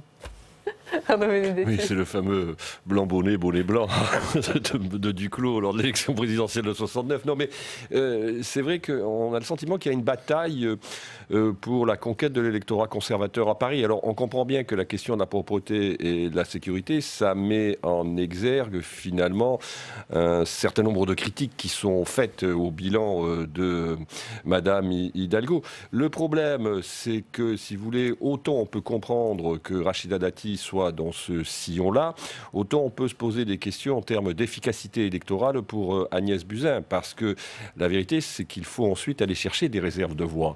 Et les thèmes, comme l'a rappelé Bruno Cotresse, de l'environnement ou de la démocratie participative, sont des thèmes qui parlent inévitablement à une partie de l'électorat de centre-gauche et de gauche. Donc il ne faut jamais oublier qu'il y aura un second tour ensuite de cette élection. Et d'ailleurs, les deux disent dans leur interview qu'elles ne peuvent pas gagner seules. Où sont leurs réserves de voix ? C'est évident. Alors, chez Agnès Buzyn, il y a des réserves de voix qui peuvent éventuellement et potentiellement se manifester du côté de Cédric Villani, mais on a vu que la réponse de Cédric Villani était assez cinglante quand même quant aux propos d'Agnès Buzyn. Il a lui-même relevé que ce programme ressemblait comme deux gouttes d'eau à celui de Rachida Dati, donc il ne donne pas le sentiment pour l'instant de s'inscrire dans une dynamique. Alors, on est bien évidemment, je veux dire, dans une étape de la campagne, mais il ne donne pas l'impression pour l'instant de s'inscrire dans une dynamique de rassemblement avec Agnès Buzyn. Donc la question fondamentale pour Madame Buzyn, c'est en effet de savoir comment elle va pouvoir à un moment donné faire alliance dans le cadre d'un second tour. Et avec ce programme, elle semble un peu se cornériser. Oui. Allez-y, Bruno. Non, effectivement, je voudrais juste rebondir. Effectivement, c'est la question du second tour qui est en toile de fond et qui, elle, va être absolument décisive, parce que les électeurs, ils intègrent quand même, quand ils votent pour le premier tour, ils ont déjà intégré pour qui ils vont voter au deuxième tour, et ils attendent, les signes envoyés par les candidats en matière de regroupement au deuxième tour. Guillaume Doyen, est-ce qu'on peut imaginer une alliance entre Agnès Buzyn et Rachida Dati pour faire tomber Anne Hidalgo, ou c'est complètement utopiste ? On peut parfaitement l'imaginer. D'autant que là, Agnès Buzyn, ce qu'elle a fait en réalité, c'est qu'elle a laissé tomber les grands thèmes amenés par Griveaux. C'est plus les programmes des grands travaux de déplacement de gare, de Central Park et que sais-je encore. Elle est revenue à quelque chose d'assez simple. Elle est revenue sur une base de premier tour assez simple, de droite en réalité pour l'instant. Le second tour, est-ce que ce serait possible ? Pourquoi pas ? À Paris, finalement, tout est possible. Pour conquérir la capitale, il serait prêt, je pense, à ce genre d'alliance. D'autant que La République En Marche n'a pas un socle, avoue quand même qu'elle a un socle politique assez flou. Et donc, jouerait bien cette carte-là. Pourquoi pas ? Est-ce que c'est uniquement l'électorat de droite ? Parce qu'on voit qu'elle axe son programme sur la sécurité, avec notamment une police municipale armée, Agnès Buzyn, mais elle dit aussi, et ça c'est une nouveauté par rapport au programme de Benjamin Griveaux, qu'elle veut s'attaquer au défi du vieillissement de la population, avec notamment la création d'un service public du maintien à domicile. Est-ce que là, elle s'adresse à l'électorat de gauche, elle fait jouer sa fibre sociale ?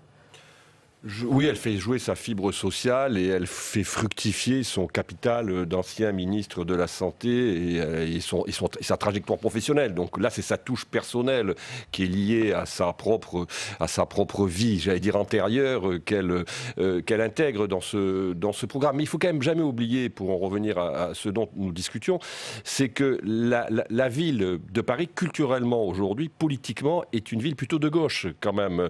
Et donc, la difficulté, c'est en effet comment on peut... En fait, elle est confrontée à la question du « en même temps » à Paris aujourd'hui. Comment elle arrive à ramener cet électorat conservateur qui est extrêmement aujourd'hui hostile à la politique menée depuis 6 ans par Anne Hidalgo, tout en finalement répondant aux aspirations d'une certaine sociologie parisienne qui veut qu'on en fasse plus sur l'environnement ou sur la démocratie participative. Et en même temps, à Paris, il est difficile en effet à mettre en œuvre, parce que là, on voit bien qu'il y a des choix qui peuvent apparaître comme irréconciliables. Et en l'occurrence, le pari, en tout cas, qu'elle fait du premier tour, c'est le pari d'aller draguer l'électorat conservateur, ce qu'avait fait d'ailleurs aussi Benjamin Griveaux d'une certaine manière. Est-ce que c'est un pari qui sera gagnant au soir du premier tour? Parce qu'il faut quand même qu'au soir du premier tour, elle soit suffisamment haute pour être en position de force, pour permettre à un moment donné un ralliement éventuellement de Cédric Villani ou d'autres forces politiques à sa candidature. Oui, elle a envoyé quelques signes quand même à l'électorat de gauche. Effectivement, il y a aussi une thématique dans son interview qui est qu'aucun nouveau projet ne serait développé sans qu'un conseil scientifique et citoyen ne soit consulté. Et on voit que ça, c'est du vocabulaire. Pour juger de la qualité écologique des projets. Voilà, ça va un peu dans la direction de la démocratie, on va dire pas participative, mais c'est très timoré, c'est très timide. Oui, elle parle plus de conseils scientifiques que de conseils citoyens. Voilà, que de conseils citoyens, oui, tout à fait. Et c'est vrai qu'elle essaye de capitaliser sur son image, on va dire entre guillemets sociale, mais il n'y a pas de proposition qui soit extrêmement précise. Et par ailleurs, dans la dimension sociale, il n'y a pas que la question des personnes âgées et de la dépendance.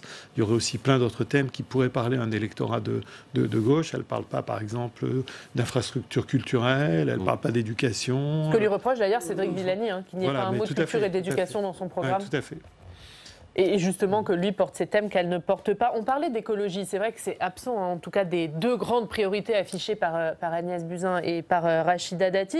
On voit que dans les métropoles, les écologistes ont le vent en poupe. Ils sont souvent soit en tête, soit second dans les intentions de vote. À Paris, pas du tout. David Béliard, dans le dernier sondage du Journal du Dimanche, est donné à 12%. Il est 4e. Comment on l'explique ça ? Mais parce que Anne Hidalgo a préempté la thématique de l'écologie par une politique que l'on peut partager ou pas, qui est une politique de ce point de vue-là assez volontariste. Donc en l'occurrence, aujourd'hui, elle apparaît d'une certaine façon aux yeux d'une partie de l'électorat comme la meilleure écologiste qui soit sur la place de Paris. Alors il faut se méfier parce qu'on verra bien ce que ça va donner au soir du premier tour, mais indéniablement, elle a réussi à contenir à Paris la poussée écologiste qui apparaît dans d'autres grandes métropoles. Et ça, c'est vraisemblablement le bilan qu'elle peut, d'une certaine manière, mettre en avant, en l'occurrence, qui permet de contenir cette poussée écologiste. Oui, effectivement, je pense que c'est largement lié au fait qu'Anne Hidalgo a su aussi, pendant son mandat, développer, envoyer des signes à l'électorat qui est très sensible à la question d'une ville où il y a moins de voitures. Alors c'est aussi pour le meilleur et pour le pire pour Anne Hidalgo, parce que c'est en même temps l'un des points les plus importants sur lesquels ses concurrents viennent la tacler ou viennent la concurrencer, en tout cas la critiquer fortement. Et Agnès Buzyn, Rachida Dati en particulier, quand même extrêmement critique sur cette dimension. Ni Agnès Buzyn ni Rachida Dati ne disent qu'elle voudrait réouvrir les berges de la Seine, mais néanmoins on voit que sur cette question de la place de l'automobile, à la fois personne ne dit qu'on veut plus de voitures à Paris, mais en même temps tout le monde tombe sur Anne Hidalgo. Allez, ces questions des similitudes entre le programme d'Agnès Buzyn et de Rachida Dati, ça nous amène à la deuxième partie de ce débat, la question de l'uniformisation des programmes. C'est le dossier de la Gazette des Communes cette semaine. Guillaume, on constate de plus en plus une uniformisation de ces programmes. Ouais, il y a une convergence des programmes, une convergence relative, mais qui existe quand même, qui se manifeste dans pas mal de points. Si vous assistez à un conseil municipal dans une ville que vous ne connaissez pas bien, et si vous ne connaissez pas la tête et l'appartenance politique des élus, vous ne savez plus trop qui parle en réalité. Parce que de sécurité parle très volontiers la gauche, qui était pourtant avant le domaine réservé de la droite. D'écologie va parler la droite, qui était auparavant, etc. Vous me comprenez que chacun va reprendre, là on a titré menu unique pour tous, on a poussé assez loin le sujet. Il y a encore des marqueurs, ça n'a pas disparu, on parle volontiers des grandes villes, et c'est dans ces grandes villes-là que les programmes se ressemblent de plus en plus. Lesquels ? Écologie, on met de l'écologie à toutes les sauces, sans jeu de mots, absolument. Maintenant, sécurité, mais tout le monde veut sa police municipale. Là, c'est encore aussi une affaire de curseur. La droite dépense plus pour la sécurité que la gauche, mais une police municipale armée, vous savez ce que ça voulait dire ? Il y a 20 ans, c'était tout simplement imaginable. C'était les Balkany, en fait. En réalité, aujourd'hui, si dans une ville de gauche, vous voyez passer des policiers municipaux avec une arme à feu à la hanche, vous n'êtes pas plus étonné que ça. La co-construction, la fameuse co-construction en démocratie participative. Ils n'ont que ça à la bouche, tous, les uns, les autres, ce qui était quand même un emblème de la gauche bourgeoise. C'était très, c'est très Madame Hidalgo, ça par exemple. Eh bien, tout le monde en fait, voilà. Donc, il y a, si vous voulez, les thèmes, tout le monde s'est approprié les mêmes thèmes, mais à des degrés divers. Donc, il reste quand même des marqueurs. Et en outre, il faut quand même préciser que ça n'est pas valable pour toutes les communes de France. Il y a quand même des communes où le RN va monter avec un discours là qui n'est pas du tout consensuel. Donc on parle plutôt de métropoles où l'électorat finit par se ressembler en ayant éjecté aussi les classes des employés et les classes populaires. Voilà. Et qu'est-ce qui explique ça? Est-ce que c'est l'effacement du clivage droite-gauche finalement qui aboutit à cette uniformisation? Alors, ce qui est certain, c'est que dans toutes les élections, il y a une question qui est toujours essentielle, qui est ce qu'on appelle l'appropriation des enjeux. C'est-à-dire quelle formation politique ou quel candidat est capable de dire à l'opinion, ça c'est ma spécialité à moi. Voilà. Et on voit qu'effectivement, cette question, elle s'est considérablement complexifiée parce que chacun est devenu spécialiste de tout.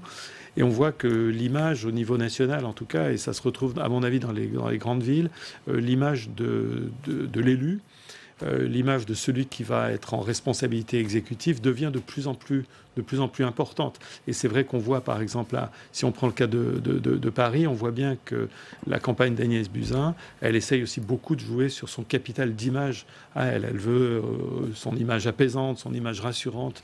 Elle le met beaucoup quand même dans la balance.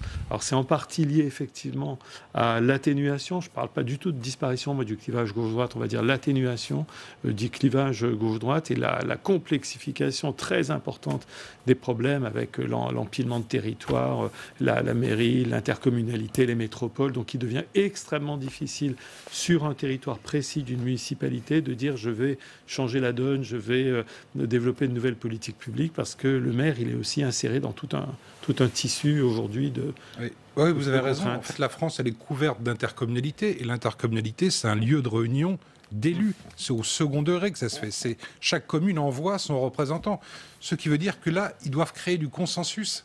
Ce n'est pas un lieu aussi éruptif, aussi tendu que peut l'être une commune éventuellement. Dans une intercommunalité, vous devez trouver un programme commun de toute façon. Et surtout, c'est là qu'est l'argent. Et en plus, vous devez régler des thèmes qui, eux, ne souffrent pas vraiment de discussion droite-gauche. Si on parle de la voirie, si on parle de l'éclairage, si on parle de tas d'autres choses, ce sont des sujets qui doivent être tranchés sans esprit partisan. Arnaud, on a dit à un moment que ces municipales, elles marquaient le retour de ce fameux clivage droite-gauche. Finalement, ce n'est pas le cas, en tout cas, quand on voit le fond des programmes? Apparemment, non. En tout cas, quand on regarde la campagne telle qu'elle se déroule, on se rend compte, en effet, que ce sont des enjeux que l'on qualifiera de locaux ou de domestiques qui l'emportent. Finalement, la grande question que l'on s'est toujours posée en sciences politiques, c'est de savoir comment se construire des enjeux politiques. S'agit-il de l'offre ou est-ce que c'est la demande?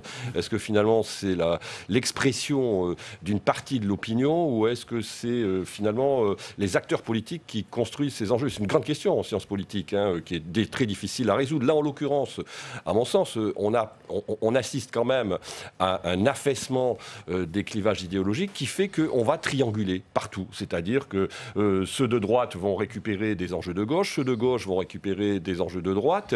Et en l'occurrence, on a une montée en puissance de ce qu'on peut appeler les enjeux domestiques dans le débat politique. C'est ce à quoi nous assistons. Et donc, ce qui va faire la différence aussi, c'est la personnalité des élus. C'est la personnalité. Et donc, qu'est-ce qui va faire la différence? C'est aussi la communication, en l'occurrence, qui va vraisemblablement être un élément essentiel dans la façon dont les électrices et les électeurs vont opérer leur choix le jour même du scrutin. Donc, ça, en effet, c'est quelque chose qui peut apparaître nouveau. Ceci dit, quand même, les élections municipales ont toujours été quand même travaillées, même si elles ont été très souvent nationalisées, par des enjeux de proximité. Et est-ce que du coup, pour terminer là-dessus, Guillaume, si on entend ce que nous dit Arnaud, finalement, à qui ça profite cette uniformisation des programmes? Est-ce que ça profite aux maires sortants? Oui, ça profite aux maires sortants d'une manière générale. Alors c'est aussi le fruit, dans les grandes villes dont on parlait, de l'homogénéisation de l'électorat de ces dites grandes villes, en gros de la gentrification ou de l'embourgeoisement, comme on voudra. Ils émettent quand même des demandes. Si tu parlais d'une question de demande politique, cette demande politique, elle commence à se ressembler de plus en plus Et ce dossier, il est donc à lire cette semaine dans la Gazette des communes. On va continuer cette page municipale avec vous, Alex. On va parler de toute autre chose, de cette campagne municipale. Il y avait plusieurs anciens footballeurs qui sont candidats. On va voir ça avec vous.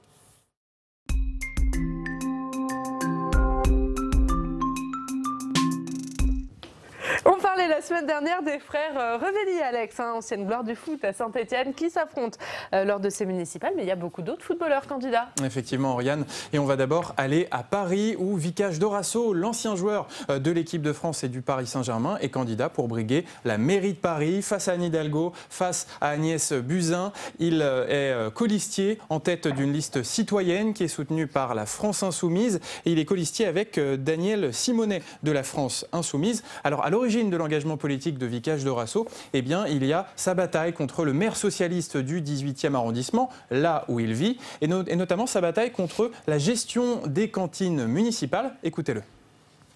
Dans le 18e arrondissement, on a vendu à la Sodexo qui fait de l'industriel, qui fait sous vide, dans une cantine où on réchauffe les plats. Ça arrive sans vitamines, les portions ne sont pas respectées. Dernièrement, il y a eu un scandale avec la viande. Les parents ont récupéré les emballages et c'était de la viande allemande alors que ça aurait dû être du bio et du français. Et voilà, les cantines scolaires, l'un des points forts du programme de Vicage Dorasso. Notez que si sa liste remporte la mairie de Paris, il sera maire de Paris pour la seconde moitié du mandat, un mandat partagé avec Daniel Simonet. Ça, c'est pour Paris. Maintenant, on va aller à Marseille. Ça va vous faire plaisir, Oriane, puisqu'un ancien joueur de l'Olympique de Marseille est candidat aux élections municipales à Marseille. C'est l'ancien attaquant de l'OM, Mamadou Niang, qui est candidat sur une liste emmenée. On entend la musique de l'Olympique de Marseille. Voilà, Mamadou Niang qui est candidat sur une liste La République En Marche. Il est derrière Yvon Berland, le tête de liste, et il a eu envie de se lancer en politique après une rencontre avec Emmanuel Macron. Écoutez. J'ai eu un dîner avec M. le Président où on a beaucoup échangé avec plusieurs personnes et voilà, il m'avait donné la parole à un moment donné, mais il m'avait laissé rester moi-même et dire les choses avec mes mots et discuter un peu des problèmes qu'il y avait un peu à Marseille, et c'est ce qui m'avait plu. Et par la suite, on s'est rencontré avec Yvon, on a échangé, on a beaucoup discuté et voilà, il s'est avéré qu'on partageait les mêmes idées.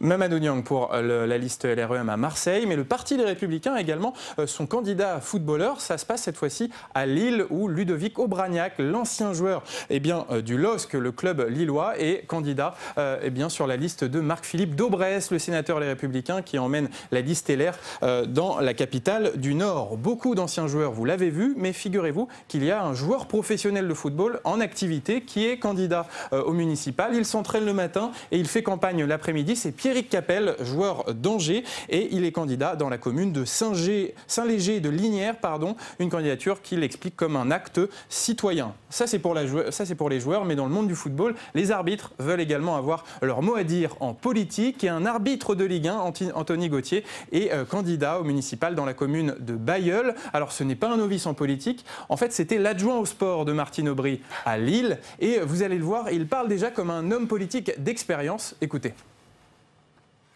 Moi, ce qui m'intéresse, c'est de savoir réellement ce qui importe les Bailleullois. Et lorsque je les rencontre au quotidien depuis 6 mois, ce qui les intéresse réellement, c'est mon parcours. Mon parcours dans le sport de haut niveau, mon parcours à l'université. Ce qui les intéresse aussi, c'est leur quotidien. C'est-à-dire, lorsqu'ils m'interpellent sur des questions liées à la circulation à Bailleul, sur l'absence de pistes cyclables. Moi, je leur réponds, voilà, aujourd'hui, je prends un engagement, par exemple, de faire 20 km de pistes cyclables. Et voilà, et au moins, grâce à cette campagne municipale, on pourra enfin discuter les décisions de l'arbitre. Eh ben voilà, Alex. Qui veut réagir? Guillaume, peut-être? C'est votre rubrique, ça, le lundi. Malheureusement, vous y avez mêlé du sport. Et ça, c'est pas très gentil. Mais je pense qu'Arnaud avait quelque chose à dire. Non, mais si vous voulez, le capital de popularité des sportifs est considéré par un certain nombre d'hommes politiques comme un capital qui peut être reconverti politiquement. Voilà, c'est tout. C'est connu et c'est pas nouveau. Le cas. Des sportifs qui se sont engagés en politique, c'est pas quelque chose de fondamentalement nouveau. On a eu eu des ministres, souvenez-vous, Alain Calmat, qui était un grand patineur, a été ministre des Sports, Guy Dru, en effet, et d'autres encore, Roger Bambuc, qui était un grand sportif également, qui a été ministre ou secrétaire d'État de François Mitterrand. Donc c'est pas, si vous voulez, c'est pas quelque chose de fondamentalement nouveau, et donc en l'occurrence, c'est une tactique politique. Rapidement, Bruno. Bien connu. Oui, pour l'arbitre qui veut se présenter, il faudra voir s'il accepte la vidéo pour voir si voilà, on regardera ça le 15 mars. Et comme tous les lundis, on va se rendre à Rouen, retrouver nos partenaires de Paris-Normandie. Bonjour Stéphane Ciré, vous êtes le rédacteur en chef adjoint de Paris-Normandie. Avant de parler des municipales, on va parler d'un autre sujet qui est aujourd'hui dans Paris-Normandie, c'est l'avenir des cirques et pour ou contre les animaux sur la piste. C'est la question que vous posez. Oui, bonjour à tous. Effectivement, c'est la question qu'on pose ce matin, parce que derrière ça, finalement, c'est aussi la question du bien-être animal qui est très présente et qu'on voit apparaître dans le débat des municipales. Un récent sondage IFOP, d'ailleurs, pour 30 millions d'amis, l'a montré, 59% des Français se disent prêts à voter pour des candidats qui s'engageraient sur la protection animale. C'est même 78% pour les 18-24 ans. Donc on voit bien que c'est une question prégnante et cette question oblige les candidats à se positionner sur le sujet. On voit même au Havre, donc la ville du Premier ministre, le parti animaliste a décidé de présenter une liste qui est conduite par une professeure d'université. Au mois de mai dernier aux Européennes, dans cette ville, le parti animaliste avait obtenu 2,44% des voix, ce qui était une percée intéressante pour ses représentants. Et donc là, pour ce sujet, nous avons choisi l'angle des animaux dans les cirques pour aborder cette question du bien-être animal, avec un dossier qu'on a abordé sous la forme d'un pour-contre. Le pour, c'est un représentant de Cirque Grus qui est actuellement en tournée en Normandie, et puis le contre, une représentante de l'association de protection animale L214 qui nous explique que la priorité est l'interdiction des animaux sauvages dans les cirques, car c'est contraire à leur impératif biologique. Donc c'est aussi l'occasion avec ce dossier de rappeler que plusieurs villes en France ont déjà interdit la présence de cirques avec des animaux sur leur territoire, et en Normandie, plusieurs villes ont également pris ce chemin. C'était le cas par exemple de Ponteau-de-Mer dans l'Eure, une petite commune de l'Eure, et aussi la station balnéaire très réputée d'Étretat en Seine-Maritime. Donc on voit qu'à 20 jours du premier tour, les candidats vont continuer certainement de se positionner sur cette question. Et voilà pour cette question, on va parler des municipales avec vous Stéphane. Municipal à Évreux, vous allez nous faire un point sur la campagne là-bas. Oui, Évreux, la capitale du département de l'Eure, une des grandes villes de Normandie. Le maire sortant, Guy Lefranc, qui est un maire LR, repart et brigue un deuxième mandat. Il est à la tête d'une liste sans étiquette, mais beaucoup aujourd'hui sont à la tête de listes sans étiquette. Il a ratissé très large, puisqu'il y a des gens du Parti communiste, des gens du Parti socialiste qui sont sur sa liste. Et face à lui, 6 challengers, en quelque sorte. Timur Véry, notamment le patron du PS dans l'Eure, qui avait succédé il y a 2 ans à peu près à Marc-Antoine Gémet, le maire de Val-de-Reuil. Guillaume Rouget, le candidat soutenu par La République En Marche, qui est un jeune candidat nouveau en politique, qui espère bien prendre la place de Guy Lefranc, mais aussi Emmanuel Camoin, qui mènera une liste du Rassemblement National. Vincent Breuil, qui mène une liste citoyenne soutenue par la France Insoumise, Rachid Talbi, qui lui aussi mène une liste citoyenne, et puis Mélanie Perrault, qui mènera une liste lutte ouvrière. La campagne à Évreux est une campagne assez tendue pour une raison assez simple finalement, c'est Guy Lefranc qui brigue là son deuxième mandat, est une personnalité de caractère. On se souvient peut-être qu'il y a 1 an et demi environ, il avait lui-même incité les Gilets jaunes à aller manifester à la préfecture, auprès de tous les services de l'État. Et ce qui lui avait d'ailleurs valu un rappel à la loi à l'époque. Guy Lefranc a eu une fin de mandat un peu compliquée avec des crises internes dans sa majorité. Certains de ses adjoints ont démissionné, sont partis sur d'autres listes. Donc la campagne est tendue. Et puis elle reprend un peu les thèmes qu'on retrouve dans les autres villes, la propreté, la sécurité évidemment, et puis aussi la question du commerce local, puisque comme beaucoup de villes de cette taille-là, le développement commercial se fait un peu à l'extérieur du centre-ville actuellement. Et merci beaucoup, merci Stéphane pour ce point sur la campagne à Évreux. On va revoir la une de Paris-Normandie aujourd'hui avec le premier volet d'une série consacrée au municipal au Havre Santé, ce qu'il propose. Merci beaucoup Stéphane d'avoir été en direct avec nous. On va regarder la une de vos quotidiens régionaux ce matin avec Alex.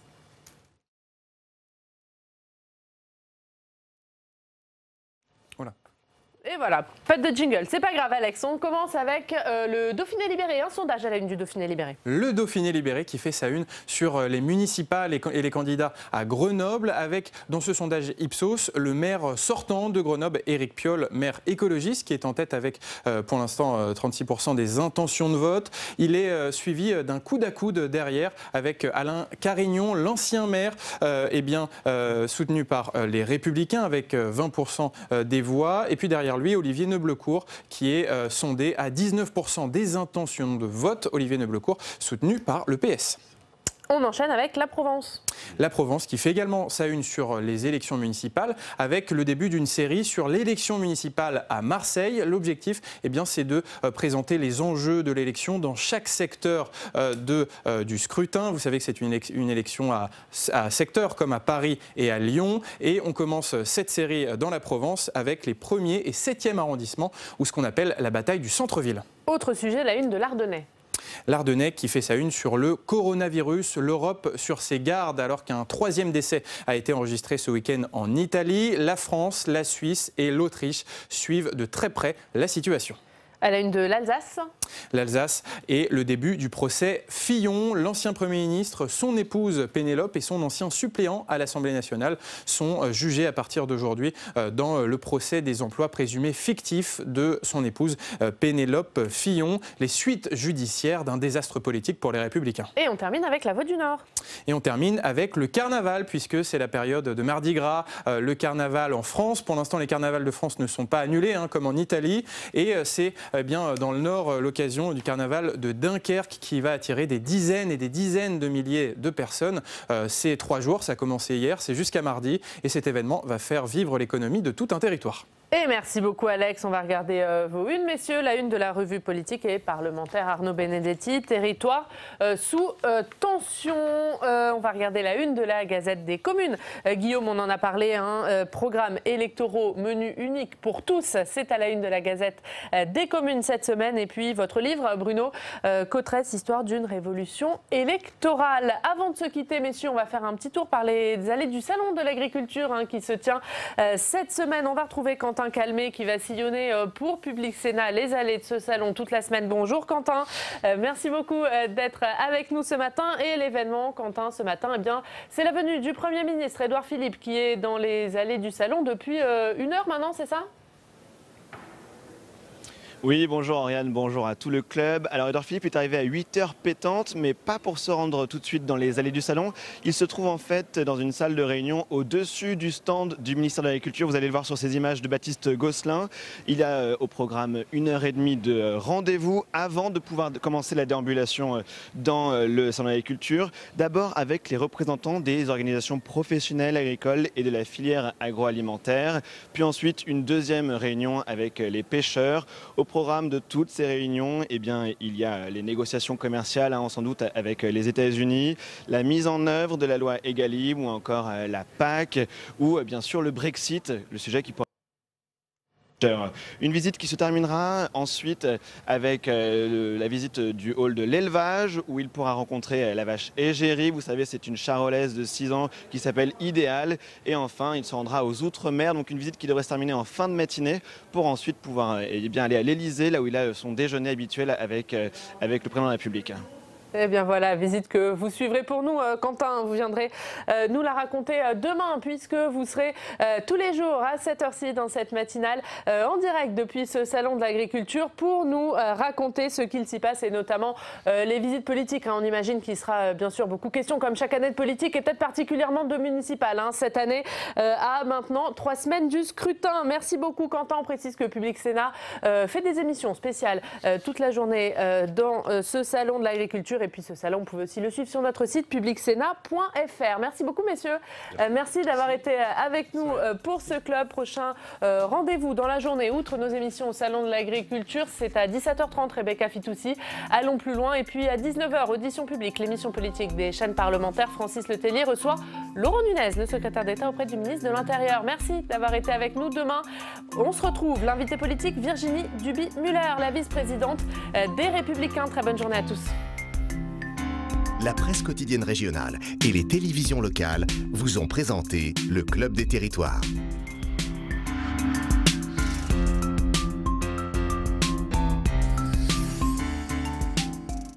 La Mutuelle nationale territoriale, la mutuelle des agents des services publics locaux, vous a présenté le Club des Territoires. NJ, acteur engagé dans la transition zéro carbone des régions, vous a présenté le Club des Territoires.